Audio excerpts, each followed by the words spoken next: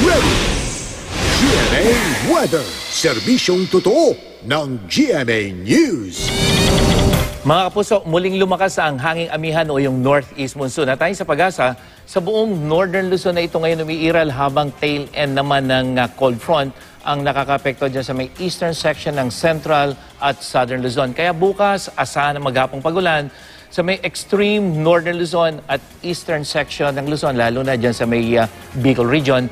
Base naman yan sa datos ng Metro Weather. At sa hapon, posible na rin ang ulan sa nalalabing bahagi ng northern Luzon, lalo dyan sa may Cordillera region. At sa Metro Manila, mataas ang tsansa ng ulan simula tanghalian at posibleng umabot hanggang sa gabi.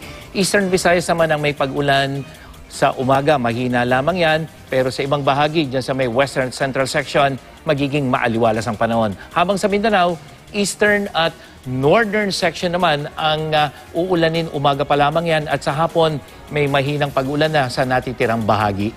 Mang Tani, makisingit po. Nag-post si Brian sa magtanong kay Mang Tani, wala na raw bang inaasahang sama ng panahon ngayong buwan ng Enero? Well, Mel, Brian, sa ngayon may isang bagyo dyan sa may Central Pacific Ocean, ang Hurricane Pali, pero napakalayo niyan dito sa atin at hindi inaasahan na papasok yan sa Philippine Area of Responsibility. At sa datos ng Climate Prediction Center, wala ring bagyong inaasahang mabubuo dito sa may Western Pacific Ocean sa mga susunod na araw hanggang sa kalagitnaan ng January.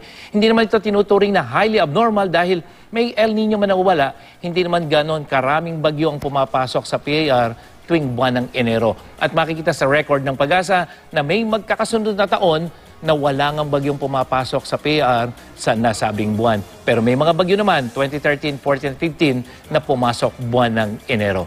Yan ang latest mula sa GMA Weather. Ako po si Nathaniel Cruz. Magplano para sigurado. I am ready. Serbisyong totoo ng GMA News.